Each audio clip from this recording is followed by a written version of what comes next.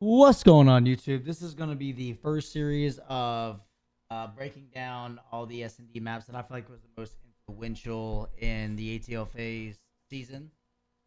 I'm going to start off with the very first SND series I was a part of the team on, which would be Stage 3 against the New York Subliners. It was the first series that Hydra was a part of the team.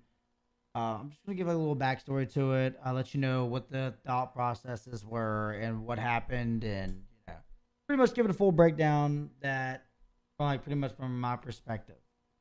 So, as you know, this was Hydra's first series. This was the first match of Stage 3. This is the first game they had after they lost the home series to Toronto. I was signed during that Stage 2, Stage 3 period, that off like that week or 2 week period. We'd only been able to go over like 2 or 3 maps, I'm pretty sure, in detail before this series started, and Raid wasn't one of them because Raid for some reason got chalked, I'm pretty sure, by whoever we ended up scrimming a few days prior. So this map we had no structured setup yet with me in the works with them. So this map was pretty much just off of like straight up look aggression. Let's just beat this team. New York also was a new team who didn't have any S&D strats really because Hydra's new to the team. The one thing New York did pretty much in this map is you're going to see them do the same 2 strats over and over and over. You're going to see the same plays over and over and over again because honestly, since they couldn't go into much details and we don't know how much communication was like able to be given to Hydra given the language barrier, you're going to see them do the same over and over plays. And you're going to see how it affected us later in the games with us trying to outthink each other and all this. But I'm going to jump into it. It's all you. Maybe now a little bit. Map control. Not a little bit. So you can see first round, since we didn't know much about this map, we wanted to just bully them out. We felt like in gunfights, no one can even come close to our team. And if we're ever like in a situation like this, we want to set the tone early. This is something that we've done since the beginning of me being here. Is trying to set the tone early on the offense. As you can see, we go middle here.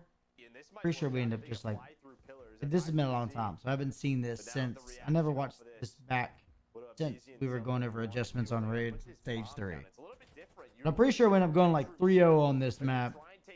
Yeah, see, we run right down middle. BZ even did that against Dallas in the and winners finals too. Ran right down middle and just 3-pieced everybody. Yeah, we got bomb down. It's like you can just tell. Like right now, it's just randomness. It's madness. It's complete and utter madness. We just sprint right down the middle, get a kill, plant the bomb. I don't even know exactly where you plant the bomb at, but it looks like it's planted towards bedroom, but we have no one in bedroom side. We have a guy running up water stairs. Maybe we planted towards basketball. I couldn't really tell, but yeah, you can just tell it's complete anarchy right now. BZ ends up getting 3. Now it's a 2v1. This should be a done and dusted round. But yeah, like you can tell from the beginning, like obviously you don't see that often. Like, yeah, we brought it back out in the finals against Dallas. There was still more structure to it. BZ is the one that ran middle, but we didn't just kind of like just plant and run through basketball and all that. But yeah, that was an easy round. Alright, so you can see our defensive setup really changed a little bit. In stage 3, we didn't have much of a play here. Like I told you, the only thing we were able to do in this map at this point was pretty much do the basic, like, hey, we wanted Chris and Tyler to run around together, no matter what they did. So you would see them go middle pretty much every time. Alec used to watch A from this cutout, but he would always end up getting killed from either top. So you end up seeing Alex switching it to money. Money was a lot easier to at least see people slide behind it. And if they did the laydown stuff, he would just bank tax off of Tiki.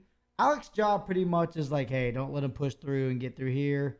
Give as much intel as possible so the guys middle can like react and maybe go water stairs and get a kill.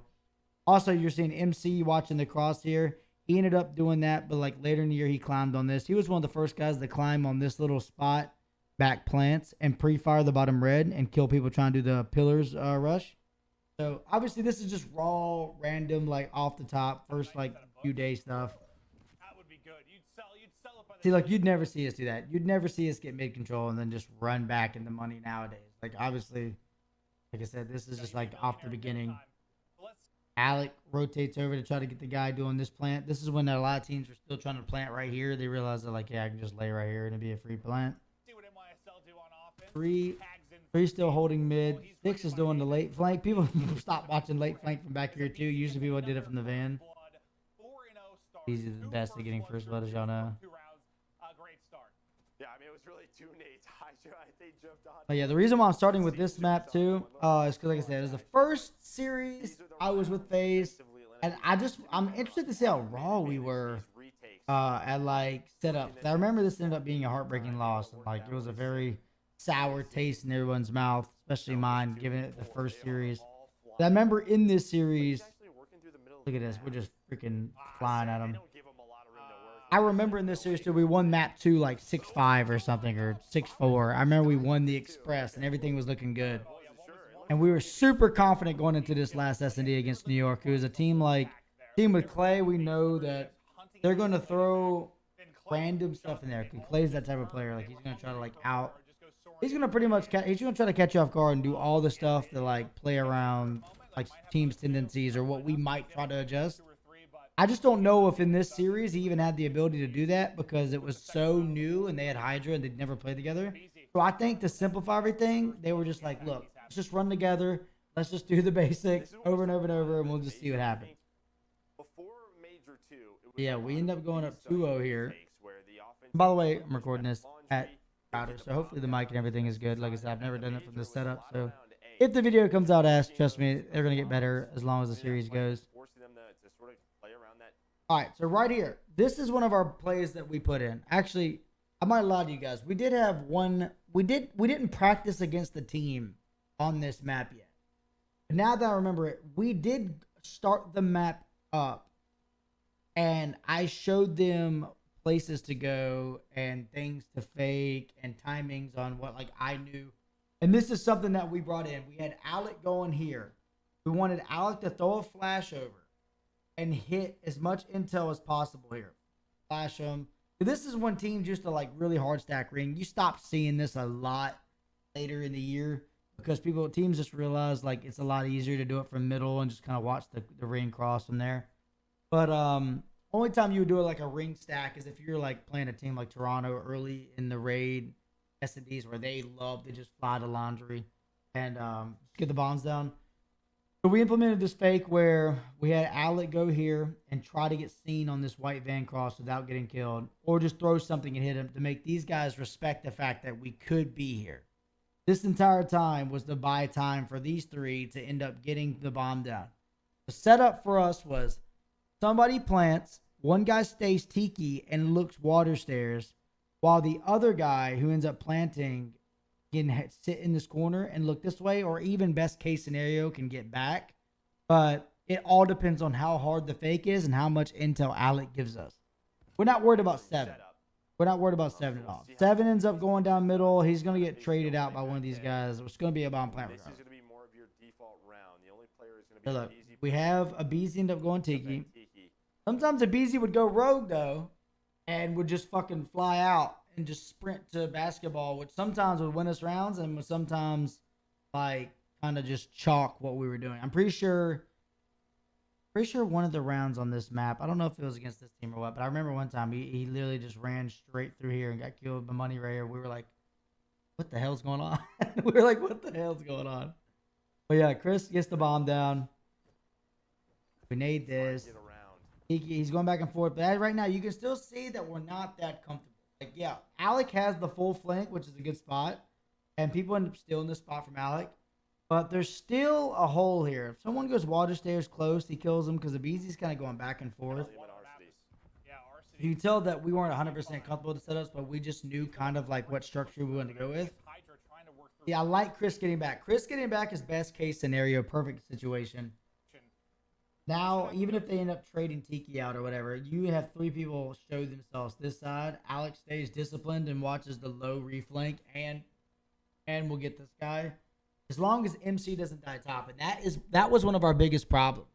All year long, we gave MC hell because he died top bedroom more than anybody in the world. I'm pretty sure it was like 9 times or something. Like everybody on every map had one spot where they died every time and one spot where they could not die. Like on this map, MC top bedroom would die every single time. He'd get wall banged. Sometimes it wouldn't even chow. He would just get wall banged. Sometimes he would get his head ripped off. It was crazy the way that worked for them. But also, if you saw MC on this black van over here, you could not kill MC. He would get a 2-piece, 3-piece. He was guaranteed to if he was on this van. And if he was on this van, he would die every single time. So we always like Express, for instance, BZ in the train had to be 0 for 64 this year in the train. If he went train, he died every time, every single time. But so this setup here, 4 ends up getting killed. Which and even though he died there, it's not the worst thing. Now Chris got out, so we should still win this round if I remember. Yeah, Chris gets him. MC kills the guy, Peek and Tiki. Now we have numbers. Alex gonna see this guy. It's perfect. This is still a completely raw setup. We haven't even faced a team with these setups yet. This is just what we went over, like in a 20-minute private match before, like maybe the day before scrim started. So yeah, we end up going up 3-0 on this. And then New York ends up doing this. If I remember correctly, New York does the same thing over and over and over. And for some reason, we outthought ourselves. Like right here, we're hard stacking B ring. They're not there. Alec gets intel. He gets the hell out. Quick plant for Ace. Okay. Alex going back and forth. We're sending 2 on the flank. But look how far apart we are. 40 seconds in the round. We have 2 as far as we can this way and 2 as far as we can this way. That's not the big deal, but the problem is winning these gunfights are going to be really hard if they hold consistent pre-aims with Kriegs while we're trying to run and find them. And even these gunfights over here are going to be tough because they're going to have to run into 2 pre-aims, especially if 8 uses this heady. So this is just like I wouldn't say it wasn't super uncoordinated, but it's definitely tough, especially since they just heard a BZ smash at that glass. So these are the type of rounds where like, later in the year, we got a lot better because we would make sure we had some water stairs presence, or we would send 3 over here to win the trade out and have 1 guy stop them from pushing out from either money or like water. Yeah, but the glass breaks. Like if Beezy gets killed here, he gets a bullet off. Now, like not enough damage for Chris to be able to get the trade. Then he gets traded from the guy up top. And now this round's shot. MC gets ripped. Now it's 4v1. This round's done. That's just because we guessed wrong. We just hard stacked B. Next offense, I'm pretty like you're gonna see what New York does a lot. By the way, like I said, if I remember correctly, New York sends 3 people B side every single round and 1 mid, or they all go mid with 1 B side.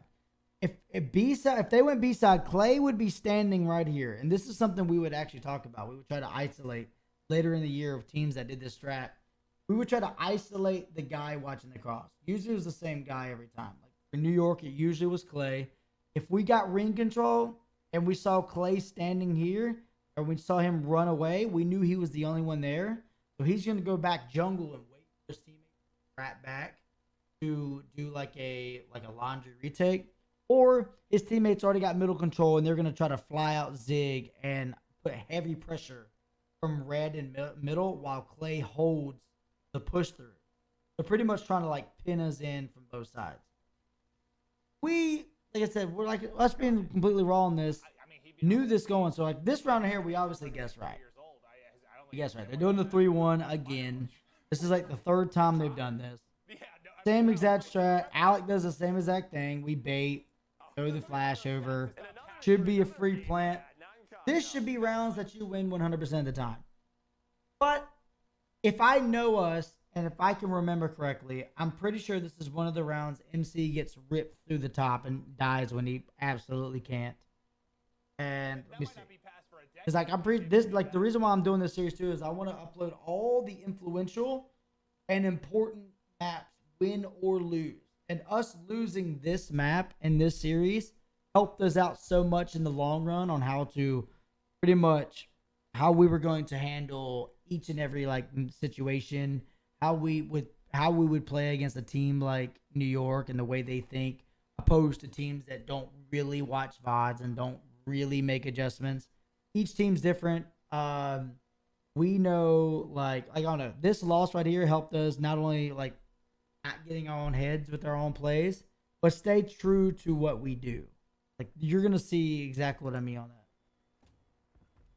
But we get bombed down. You're crazy if you don't Look, think we didn't even Phil do tiki Phillips play, but it doesn't matter. Look at this. This should be a GG. We should win right here 100% of the time. If you get a bomb down in a 4v4 on raid, you win the game. You should win the game. You should have like an 85% chance of winning this round. You have everything. You can see the bomb from everywhere. And 3 goes to pick up the flank.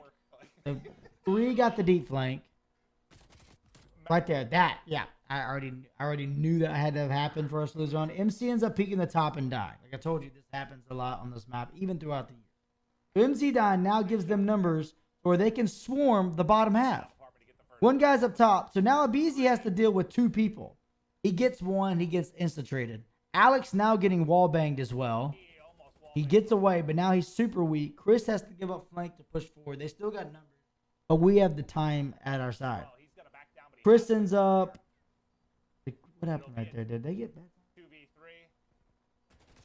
Alec gets a big win there. 15 seconds left.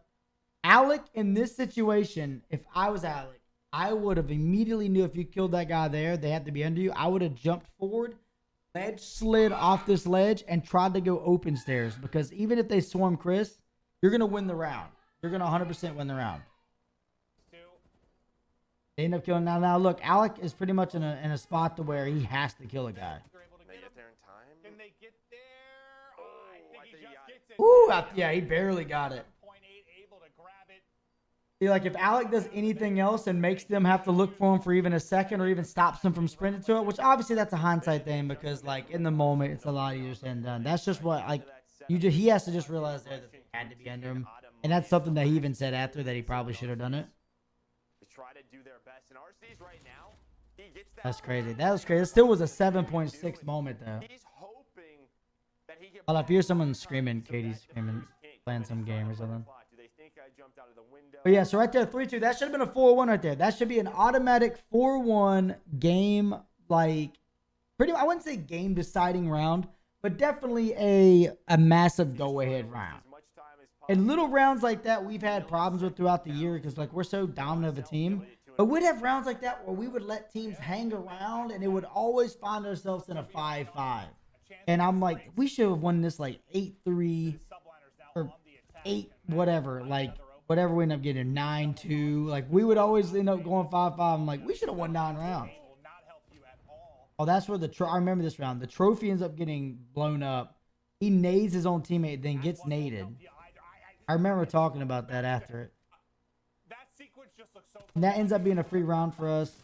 Pretty sure we win this round. Yeah. No trophy. The team nade, or well, his Yeah, own I'm nade. pretty sure we win this round. It's on 5 in a row. The garage class. Yeah, we do. All right. So right here, like I told you, New York's going to do the same thing again. If they don't 3 send B, they're going to 3 send mid. And is it going to be, it's going to be Clay in it. Yep, Clay. See, they've been doing the same shit all year. Clay's going to be here watching the cross. Look at this. We're not a ring hit team. We're not a ring hit team. One thing that happened is before I was even on the team, I remember I scrimmed FaZe with a few SND homies, a few people that I picked up. It wasn't like we weren't the best team, but we just found a few SND guys that were around on a Sunday to scrim them. And I remember telling Abizi after we played in the phone call, like one of our biggest issues were, or one of their biggest issues were their ring play was not the best. I remember every time they went ring, we ended up winning that round, and that's just because they didn't have like the proper structure yet. Because I'm pretty sure this was still kind of a new map. Phase 3, I'm pretty sure this was still kind of a new map in the stage. But so we even talked about in the 20 minutes that we had before we even went over everything that A is the bread and butter. Obviously, ended up changing the bomb sites in stage 4. So now, if you're confused, A used to be B, B used to be A. You know how it is. We used to talk about poolside, which is A. That was the bread and butter play. It's a lot easier. It's a lot better. We're a lot more structured. We're up 4-2. Do the bread and butters. But I remember BZ telling me that he ended up getting his own head because he was trying to outthink them. In reality, they did the same thing over and over and over and over again. So whatever we ended up doing should have worked as long as we didn't do what you're about to see. Right here, we talked about this too. If we're gonna go ringside, someone has to be able to hard control middle from one of these pillars. Pillars like right here where my cursor is, and look there. Someone has to do that. Right here, you can tell we're still not a structured team on this map yet. We were just trying to run straight at it. It gets the Beezy gets killed running at it. Chris is now in a gunfight. Alec is looking top red side, which we already have someone over there. Since 5 is pushed up through it, it makes everything total chaos. Asim gets a kill on Alec up top. Chris ends up gets him, but now we're in a 2v2. Oh, he just got melted. Now MC's in a 1v2. Little situations like that. If we just had a guy looking middle right there, we probably get a 2-piece. We're in a 4v2. We win the round. We're a 5-2. But we went to a bomb site that we were not comfortable with yet, and it went 4-3. Good job by the defenses. Now 4-3 we go. We got 3 going again. We're blind countering it. We're blind countering it. Alec ends up being the lone one here, and I'm pretty sure we just slaughtered it.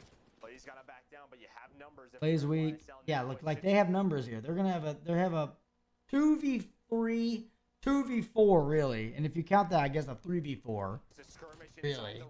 And who is it? It's Beezy coming on top right now.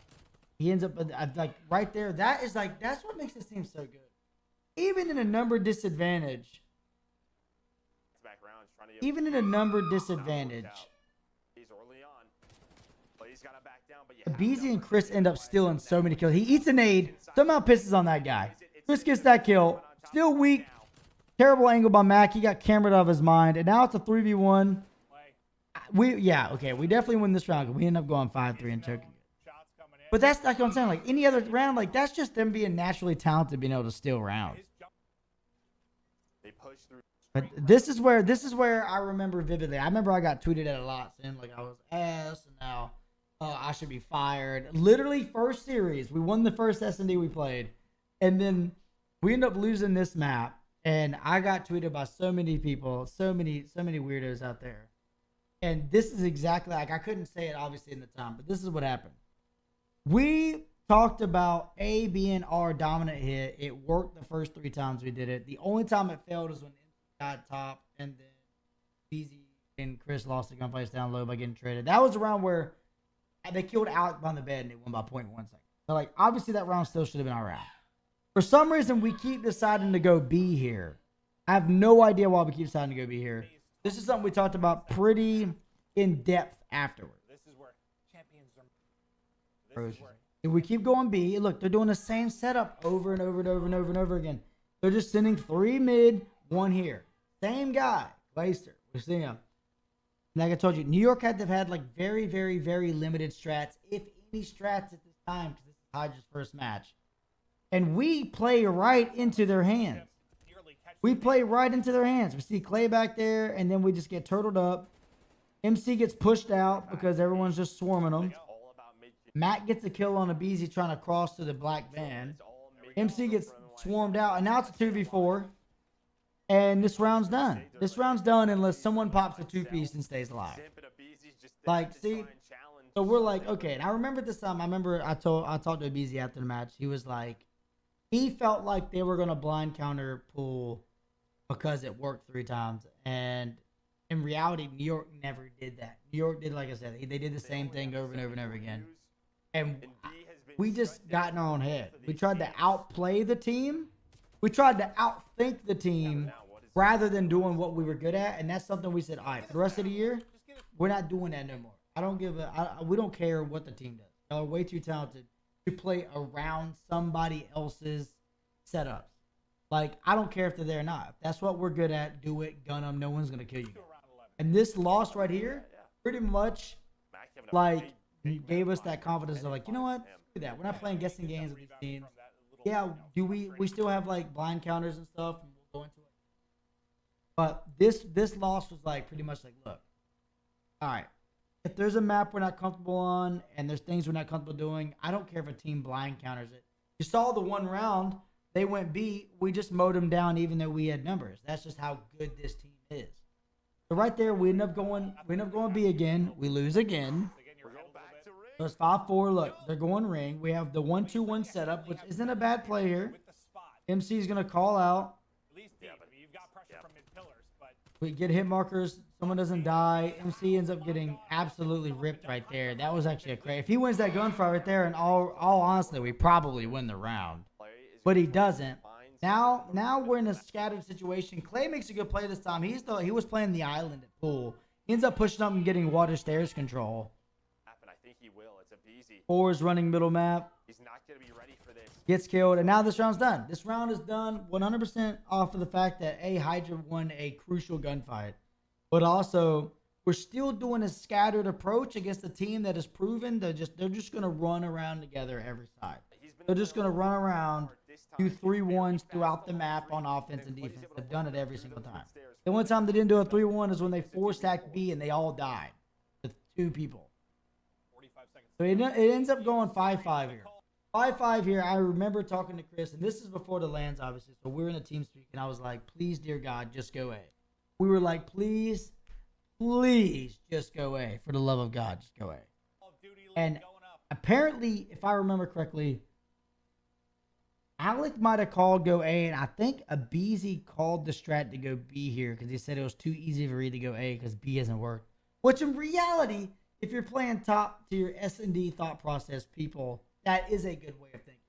And not saying these guys aren't like thought SND like top tier or whatever, but variant teams and 4v4, they're not going to think like that. They're going to do it with whatever works. They're going to do the same structures. It's just how pro SNDs played. And so I had to tell Bees, I was like, look, you're not playing a 44 S&D child against like guys. Like you're not. You're playing structure. Like I get your thought process there, but it's more structure in this league than it is random play calls. There's only like 2 or 3 teams that do that type of stuff. And at this time, even though I believe New York became a team that does that, I don't feel like they were at this case because, like I said, Hydra was brand new. This is literally his first ever match. And look, New York does the same exact thing for like the 4th defense in a row. Play 3 middle, 1 B. It's Clay again. Same thing over and over and over again. And we probably look ridiculous because we're running here again, dying again. There's a nade over. Trevor gets it. We run into a nade. Now we're like in a screwed situation. The Beezy's stuck by himself. Beezy's trying to like, pretty sure. It doesn't hit. Oh yeah, and we got screwed by that flash too. I forgot about that. If it clips on a piece of the map. I totally forgot about that. That flash. That was actually a tragedy. MC goes top red, and he goes to flash check it, and nothing hits him. It hits like a part of the map, and like glitches through the map. So even though it blew up there, it didn't detect that it hit anybody. So MC doesn't think there's people there, and New York, knowing that it missed them, pushes through, gets control. So by the time Abizi runs back to give up ring, because we realized like, okay, ring didn't work. They like trapped us. There's no way Abizi thinks that anyone's gonna be here. He ends up getting killed at the same exact time as Asim gets a kill. What did he kill the guy? Oh, I think our interstate. Yeah, our stairs. Now it's a 2v4. New York smart. They're like, get the hell out of here. We're going to play the numbers. And now Alec and MC are in an unwinnable situation unless New York just throws the round. I'm pretty sure we end up going A here late and dying or something. Oh, ends up becoming a 2v. They're so trapped.